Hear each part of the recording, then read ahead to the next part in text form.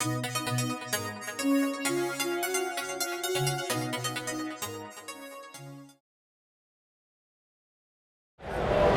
everybody, I'm Styborski, and I'm here at the best 4 days of gaming you can find anywhere in the world, Gen Con. This is Gen Con 2015. We're here in one of the quietest spots of the very loud tournament hall. It is absolutely packed today. Gen Con is massive. Over 55,000 attendees this year, I am sure of. We had 52,000 last year. It's going to be bigger and better for sure. And this is what makes Gen Con awesome. There's just so many things going on, so many things to do, so much magic. And I mean that with a capital M and a lowercase m. It's good stuff. We're going to talk about in these roundtables this week. But joining me right now is one of my favorite buddies to run into at Gen Con, somebody that's come to how many? This is year 4. Year 4 in a row? Yeah. Yeah, 4 in a row. A little bit new, but definitely somebody that keeps coming back for more. Andrew Magrini. How you doing? I'm doing well. Thank you for having me, Adam. Good. So, why Gen Con? Seriously. For me, it's interesting because one of the things for me is, I came back into Magic, only a handful of years ago. So, when the opportunity came to kind of use that as a gateway into gaming as a larger construct, I jumped at it because basically how it was sold to me was that it's the Comic-Con of board game, tabletop, and trading card games, and that sold me. So, it's been my go-to play every single year since. So you've gone to other events, right? Like you've been to some Grand Prix. Like tell me about that. Like how does somebody who's been to maybe like even a large Grand Prix, like Grand Prix New Jersey, for example, just this past fall was 4,300 players, many more just coming to hang out. Like how does something like that feels absolutely epic compared to Gen Con? I think the big thing there is that when you go to a Magic event, you know what you're signing up for. You're going for Magic-specific artists. You're going to play Magic. You're going to look at booths that are dedicated to Magic. Whereas here, every year it's something completely different, and the experience can change depending on what it is that year. So this year I mixed it between playing Magic and going into the exhibitor hall. Next year I think I just want to do all panels and play True Dungeon, which is a live action role play game that you can do over a couple hours. For me it's a lot of just varied people, places, and overall just great experiences that have a large portion of Magic within them, but then in addition to that there's just so much more.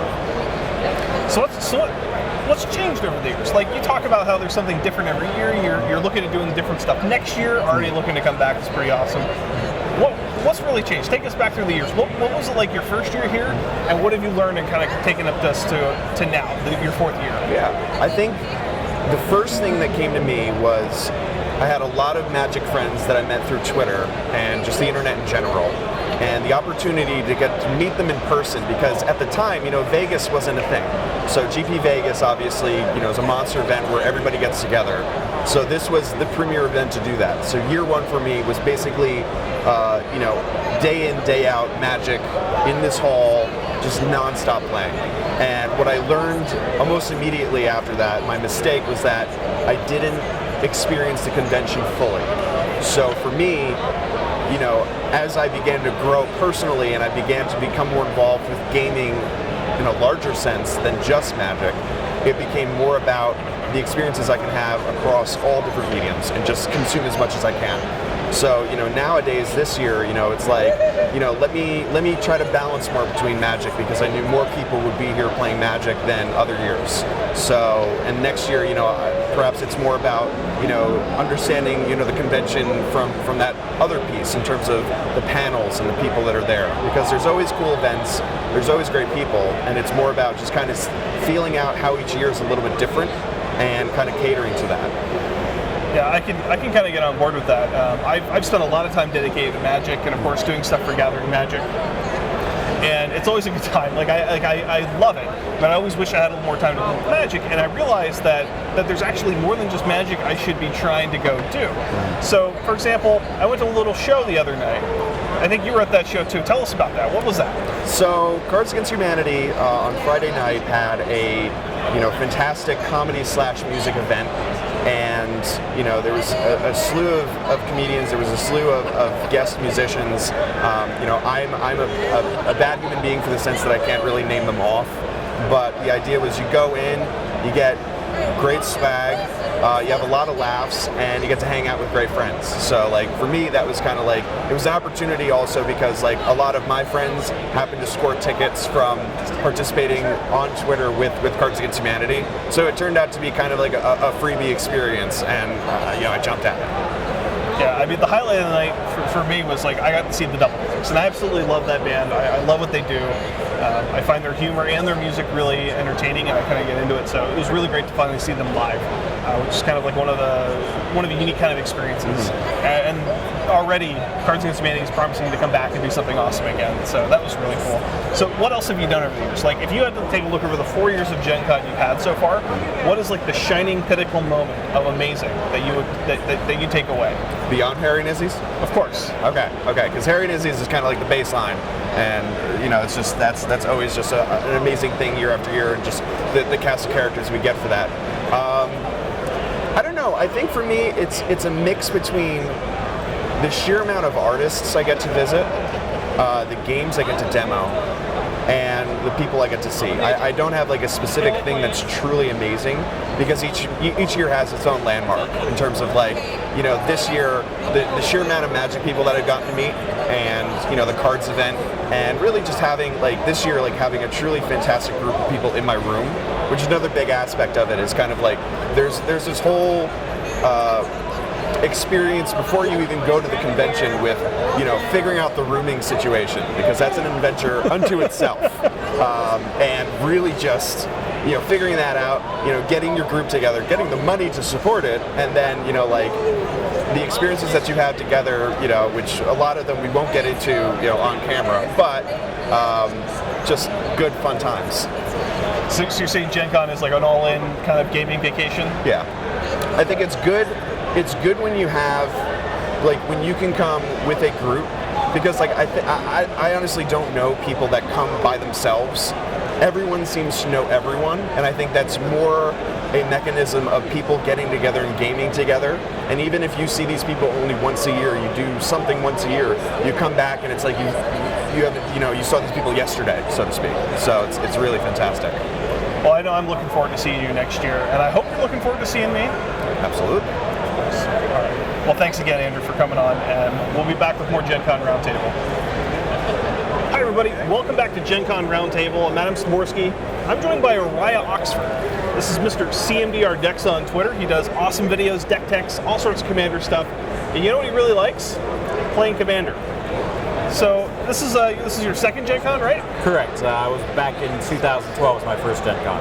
Okay, and so why did you come back? Basically, it's gaming mecca. It's billed as the largest gaming convention, and it has to be. There's just so many games. I mean, from not even just card games, but dice games and board games, and there's a video game section, and I mean, whatever kind of game you want to play, there's some group, there's some room here in this giant convention center, which is filled to the brim with people that you can go and play and have fun and just enjoy yourself. So what kind of game do you want to play when you're here? I want to play really fun, interactive games of Commander. That's my number one, what I want to play. And it's happened. I've found, surprisingly, a lot of great games here at Gen Con 2015. Now, take me back. On day one, we played a game together. Do you remember what happened in that game? Like how did you feel about that game? Because I thought that was a fun game. I won too, that's why, but there's other reasons, I'm sure. I'm trying to go back to day one. Remind me about the game. Well, I had, you had your Nicol Bolas, and you're running as the Planeswalker version. Okay. And I had my Aloro deck, and Andrew Magrini had an Enchantress deck. So it was that game. Yeah, that was a crazy game. I mean, it kind of felt like you and I were battling for the control aspect, and I believe Bruce or someone else was the fourth player in that game, and there was some aggro aspect or some more mid-range stuff going on with him and Andrew, and it just got crazy, and there were lots of board wipes, and the big splashy Cyclonic Rift near the end. I mean, it was a great game, just because there was so much back and forth, there was so much maneuvering that it was hard to say who had control of the game state more than a turn, 2-turn cycle. And I think that's great, because every person can play their type of game for their deck and have that fluid top dog. That makes for a really great game in my mind. And yeah, I mean, you blew it out, you took it out in the end, so hey, that's one for you. It's the only one this weekend. Well, it's okay. It's okay. So, is that kind of typical of your experience playing Commander here? Like, is that sort of like like what to expect, or like what else have you seen? I guess in the games you played. Well, I mean, I think there's two very different sides to Commander here at Gen Con. You have the casual edge of the table, 4-person pods of just people that want to get together and play some fun games.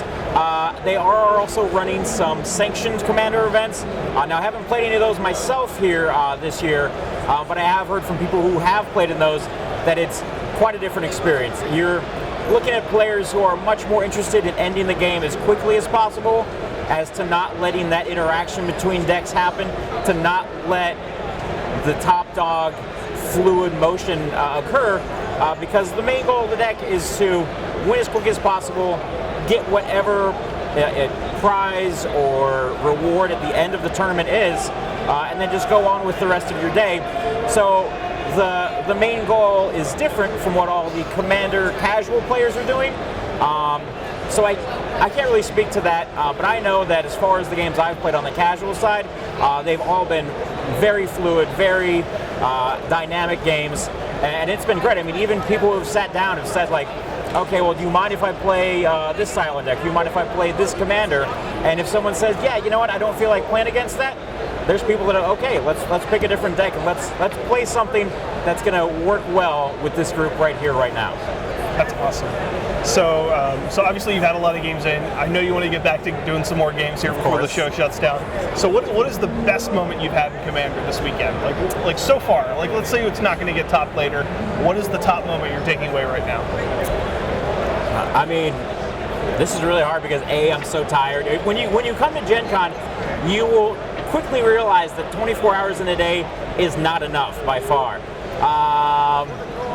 And even with 2.5 days under my belt right now, it's really hard to pick a moment past today. So I'm just going to go with the game today. I was playing my Titania deck against an Animar deck that started to come out quickly, and another deck who I can't remember right now. It was a Lazav deck. But Titania, she kind of got stopped a little bit. There was enough big blockers early that I didn't want to sacrifice too many lands to start generating creatures too quickly. But then I drew an overwhelming Stampede off the top of my deck. A couple turns later, drew a Zuran Orb. That's basically cashing my 8 lands at the end step of the Lazav player's turn, have a bunch of 5/3s, cast Overwhelming Stampede, and attack for roughly 100 damage. It wasn't too late into the game, maybe turn 11 or 12, but it was enough to go ahead and take both players out from almost full starting life totals. Wow, that's awesome. It was fun. Awesome. You going to be back again? Yes. I was very surprised if I'm not back here for 2016 at Gen Con. Great. I look forward to seeing you there. I'm excited to be here. And there. Thanks, Uriah. We appreciate it. Thank you. That's everything for here for Commander at Gen Con. We'll be back. Hi, everybody. Welcome back to Gen Con Roundtable. I'm Adam Styborski here at the best 4 days of gaming. It's still Gen Con 2015. And I'm joined by somebody I'm very proud to call a new friend, somebody that I've met in the past 2 years of Magic or so, somebody that does a lot of work that I really appreciate and I wish I had more time to dedicate to. This is Josh Krause, Original Magic Art on Twitter. How you doing? I'm doing great. Good. So what brings you to Gen Con? Like, why are you here? And how much have you come here? It sounds like you're a Gen Con fanatic. Is that right? Yeah, I'd say so. I try to come here every year I can. I've been here about 6 or 8 times. I kind of forget, but it is the best 4 days in gaming. So what brings you back here? I mean, do you just play games all the time? Like, I mean, is that all you're here for? It's to play the games, test out new things, play Magic. It's to check in with the artists, buy art, and see what is available in the market. So by what's available in the market? I mean, it sounds like there's almost like an entire like suite of artists at disposal to go check out. Is that right? There's an art show, and that has around 10 or so magic artists, maybe a total of 40 or 50 artists in total. And then spread throughout the exhibit hall, you have another 5 or 6 artists that have their own booths. So if I haven't seen these artists, like take me through, like who's here? Like if I'm a Magic player, what would I recognize just walking around looking at these artists? Oh sure, I mean you're gonna see some artists that you instantly recognize, like Steve Argyle. Not only is he all over the place in shows, but he always has a great setup of booths, and you can see all of his arts. And he actually has a booth shared with Christopher Rush, which has Black Lotus on display, and Drew Baker, who has he has more Star Wars art out, but he does have some Magic to show. I know he has a kind of a fan art Garruk Planeswalker that he did, and then next to him is Jason Engel. So they have their own little. They're actually 4 artists sharing one booth, and then in the art show you'll see. They're just all lined up in a row, and you'll see an artist that'll have a piece or two, and then you'll see Magic art just all over the place. Okay, so what have you done? Like what are the highlights for you? As somebody that's seen a lot of artists, been to a lot of shows, like what's been the story here for you this Gen Con? This Gen Con's been a little special for me because my nephew came along, and I just introduced him to Magic in Christmas, and he's at that pure stage of Magic where everything's exciting. Every pack you open has brand new opportunity. It doesn't have that jaded experience that you get after playing in PTQs and losing and winning and losing and winning and just kind of getting tired of it. So introducing him to both Magic and Gen Con, because he's never been before, has been a new experience for me, and that's what I've been doing a lot of this year. Great. So not to go back to the not new experiences, but with all the art, have you picked up any awesome pieces this weekend? Like I know sometimes you say it's not in the budget, or I'm not going to add it to my like 50, 60 pieces. How many do you have? I have around 320. Most of those are sketches. It's not too crazy. Okay, it's crazy, but most of those sketches. Probably around 50 or so are paintings. And this year I haven't bought anything yet. I'm saving it for tomorrow. There are a couple pieces I have my eye on, but I just picked up a large piece for me, and so my budget's kind of small. I did miss out on one piece. Somebody, like John Stanko, who normally works digitally, he does make original pencils, and I forgot that he had made Containment Priest. And he had it for sale, but I didn't check in with him on Thursday. Somebody got it from under me. So that's a piece I definitely would have picked up on the spot. But there are some other pieces that already sold that, Singer Nosferatu is by Scott Fisher, and it's just the card you don't see much play, but the art is beautiful, and it was huge. And somebody picked it up, and I think they got a really good deal on it, and it's a really great piece. So other than Containment Priest, because that ship sailed before you could even get to it, what's the one piece, if you could just wish for that piece to take home this weekend, what would it be? Wish for? If the budget was there, I would buy the Undying Rage. It's a book cover from Time Spiral, I believe. It's also a Spectrum nominated piece. It's Scott Fisher, who is a very strong artist, and the market gives him a good premium usually for his art. So the value is there, and it's large. It's very large. It's about 2 feet by 3 feet. Smaller than that, but still, it's large. And it'd be one of the largest pieces I would put on the wall if I got it. But at $3,500, I can't justify it right now. So let's say I'm not a Magic artist collector. I'm not buying original paintings. Is there anything for me to see these artists? Like what would I go do? Oh, there's absolutely tons, and the best thing is every year there's more and more as artists try things out and they learn from each other. So when these conventions went along, originally it was just prints and originals. Sometimes not even originals if they didn't want to bring them. Now it's prints, which will run between $10 all the way up to $100, depending on size, artist, and the content of the art.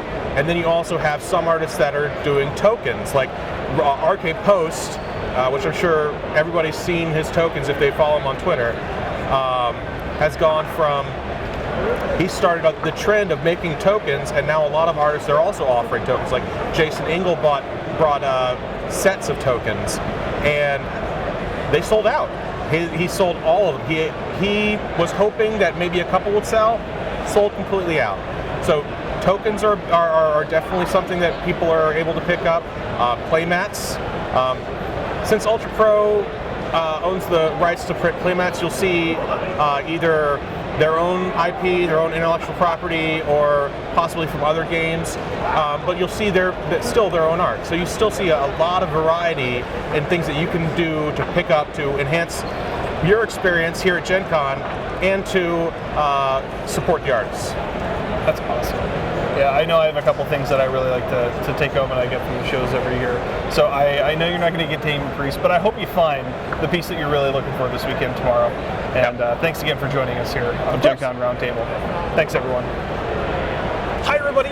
Welcome back to Gen Con Roundtable. I'm Adam Styborski, and I'm joined again, because he's that awesome, by Mr. CMBR Dex himself, Uriah Oxford, here still at Gen Con. Still doing okay? Still here, still awake, yes.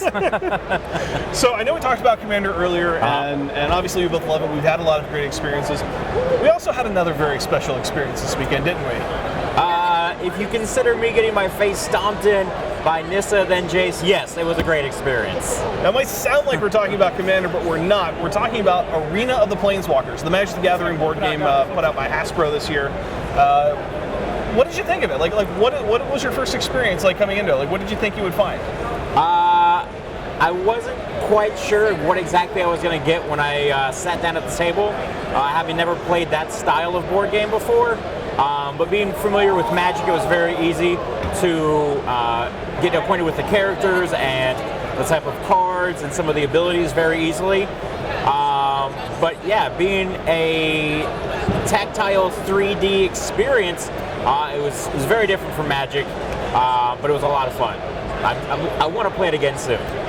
Yeah, me too. I had experience with kind of a game that's been compared to a lot previously called Heroescape, and it borrows some of the mechanical concepts, using the tiles, moving around for combat, things like that. But it's definitely a much simpler experience, and I really like that because they added spells. And that's really what the biggest thing that set it apart for me is the spell decks that we got to play. And you kind of got caught on you started on the business end, delivering the business end, and then you took it.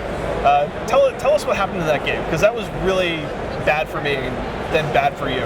Yeah, so since I've never played a game like that without spells before, I don't know the difference, but it was awesome being able to lay down multiple enchantments on my army that was coming after you, and it felt like kind of a permanent overrun boost. It was a bit ridiculous, the number of dice I was able to get to roll on my attack, and I came very close to wiping out your entire army. I believe 1 damage away, even with my trample abilities, but that felt amazing. And then the turn of a card, you wipe out everything I had set up, all my guys shrink back down again, and it was very feast or famine, very swingy, but that added a lot of excitement to it because I didn't know what was going to happen now that all my creatures had shrunk, if I was going to be able to keep them alive or not. In the end, it didn't turn out that way, but yeah, that was a very interesting experience to have that layer on top of it. Yeah, I remember that turn. You laid down all of those enchantments. It was basically the white overrun, kind of all chained together, and took out almost all of my big baddies. Just made half my battle plan worthless. And then I just flipped 1 card, destroyed all your enchantments, fought back, and then what happened? Yeah, then all of a sudden Jace comes out of nowhere. Like, I'm focusing on you, the Nissa player, as Gideon.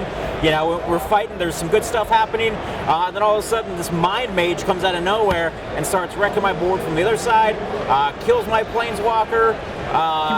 He one-shot you, right? Yeah, he one-shots me.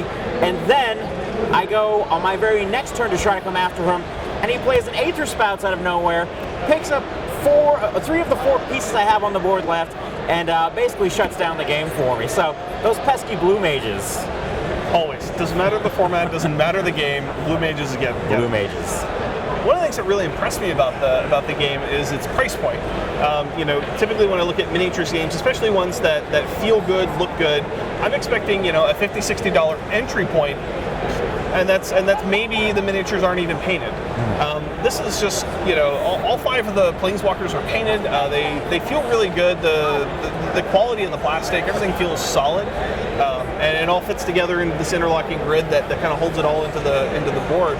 I was really impressed with kind of how the whole package felt. I was expecting, I wasn't expecting like HeroScape with all of the crazy interlocking plastic bricks and tiles, but the pieces I got felt good, and I felt really, really happy for the amount of money that I spent on that. Yeah, I want to go buy it. I don't know where it's being sold here at Gen Con right now, but I want to go find it and buy it. So that's it. That's our last roundtable here for Gen Con. I mean, I've had a really great time today. This whole weekend's been awesome. I get to go home with Arena of the Planeswalkers. I get to go home with great commander experiences, a whole bunch of great food, just a super great time. I know you're looking forward to trying to come back next year and go to plan. What would you do different next year coming back?